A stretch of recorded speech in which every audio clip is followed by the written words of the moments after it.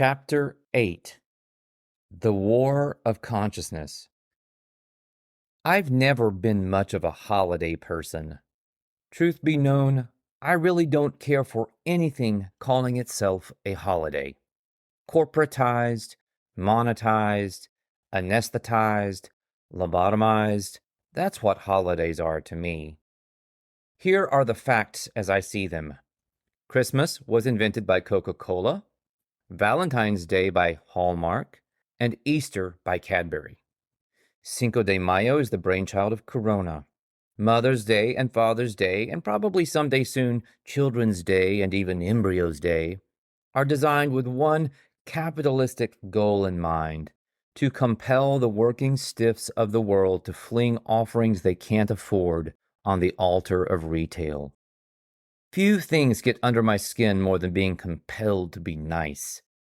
Like a rebellious high schooler, I go to great lengths to inject any holiday based on obligatory gift-giving with lethal doses of sarcasm just to assert my independence from the machine. Speaking of independence, the American holiday that provokes me most, July 4th, doesn't even require giving gifts. Talk about life's little ironies. A nauseating display of statist brainwashing anywhere. Independence Day is especially trying on my small island.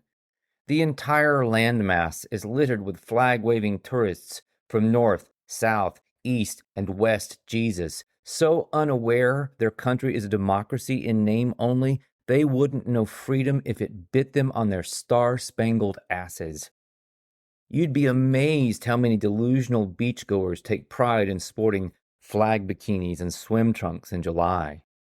Given America's spotlessly genocidal record of engaging in at least one war of aggression at all times, my mind tends to play tricks on me, and instead of stars and stripes up and down the beach, I see swastikas, hammers, and sickles.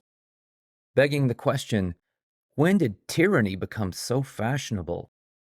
A lot of these debt serfs served or have relatives who served in the armed forces. For many of these people, service means putting your life on the line for liberty. I get that. And maybe one day their country will reward them with a tax jubilee, a year-long sabbatical, first world health care, an in-ground swimming pool, and a lifetime voucher for free sex in Vegas.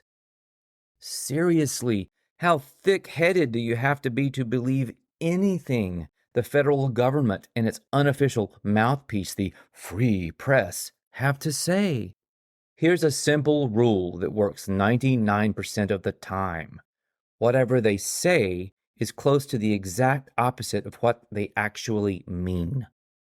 Try listening to the news with this rule in mind for a month and see if it doesn't change your life. Maybe it will change your life for the worse, since it's likely to induce a period of deep depression. But change is exactly what will happen. You might come to understand that political correctness has nothing to do with fairness. It's a weaponized psyop designed to induce people to let others do their thinking for them. You might realize that patriotic duty is really unpatriotic duty, defined as the fascistic bullshit our insane government tells us we must do. You might even finally grasp that pedophile is just another name for your average big-time politician. And when the depression finally passes, and your eyes finally see the country you live in for what it is, an open-air prison, you might finally be ready to enlist on the right side in the most important war any of us can ever fight, the war of consciousness. I'm sorry to break it to you, if that's what I'm doing. But the human mind is the front line in the battle for the fate not just of America, but the world.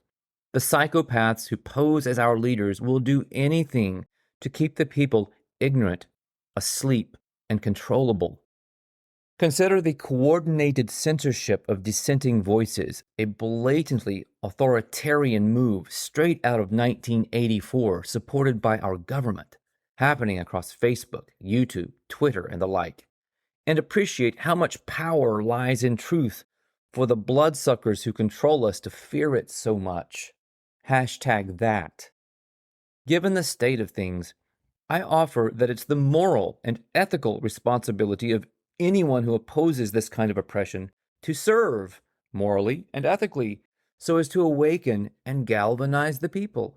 Any other kind of so-called service is dirty work for the deep state, noble motives for enlisting notwithstanding. You'll probably lose a lot of friends and gain a lot of enemies by speaking up and acting out, but you'll also save your soul.